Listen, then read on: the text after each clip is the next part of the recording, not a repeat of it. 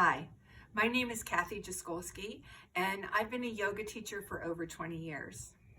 In the past 10 years, I've become really fascinated and fallen in love with the stories of yoga or myths because they invite me to know myself a little more fully and also see my connection to nature and all of life around me, and even the other people that I live with.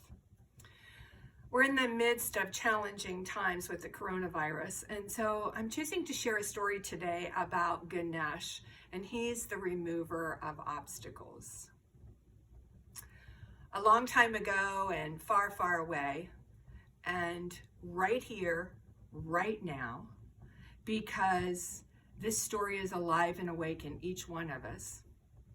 There were two parents, Shiva and Shakti, and their two children, Ganesh and Spanda, and they were cooped up inside. The kids were running around like crazy, and the parents were pulling out their hair, and Shakti, the mother, decided it was time to do something. So she created a challenge, a race. She called the boys out back in the yard, right underneath their huge mango tree, and she said, "Today we're going to have a race, and I'm inviting you to race around the whole universe." Now, she's a really smart mom because she knew that if she got the boys running, and particularly a long way, and kept them busy, that it would, as my mom used to say, run their steam off. So they were all excited. And but the two sons were very different. Ganesh was kind of thoughtful and deliberate and introspective. And Skanda, in contrast, was wild and bold and loved competition. So the moment that they said go, he ran to his Maserati, he donned his Oakley sunglasses, and zoom, he was out the driveway with dust flying in all directions. In contrast, Ganesh was kind of waddling toward his smart car. And Ganesh was rather rotund. He has a big round belly.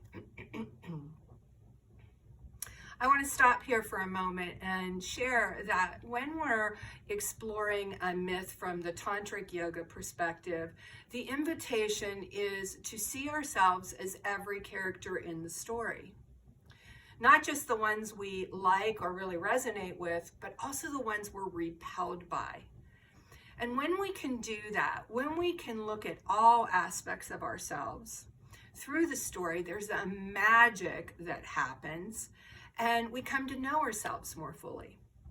So let's get back to the story.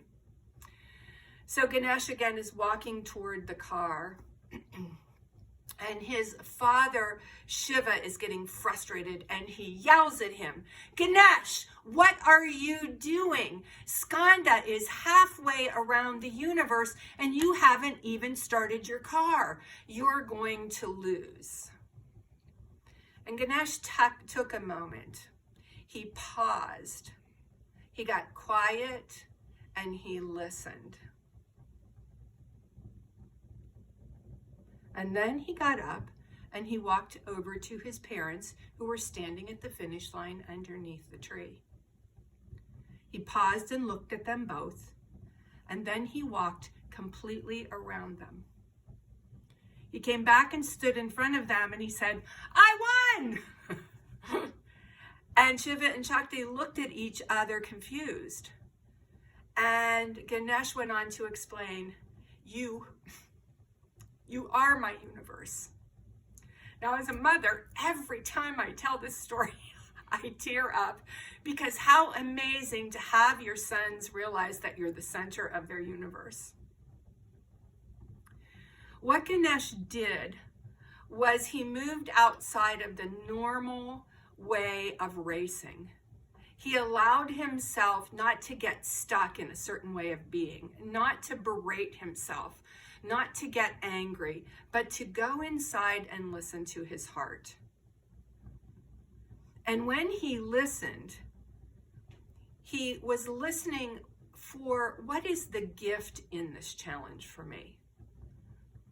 And when he really listened, the gift was that his parents are the center of his universe.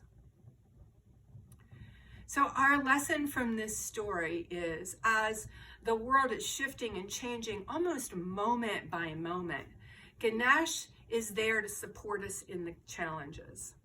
And he doesn't remove the obstacles by making the coronavirus go away.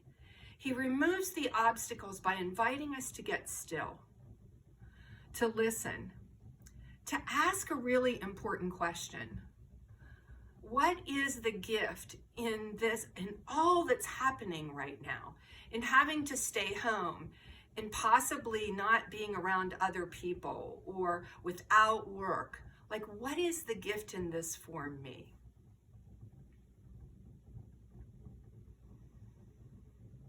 And sometimes it's hard to find the answer to that.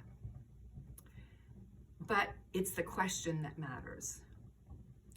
So next week, I'll be sharing another Ganesh video with you, and this time we'll use Ganesh's mantra. Mantra is the purest form of sound. And Ganesh's mantra invites us to sync up with the vibration of being open-hearted and curious. I hope you'll join me. Namaste.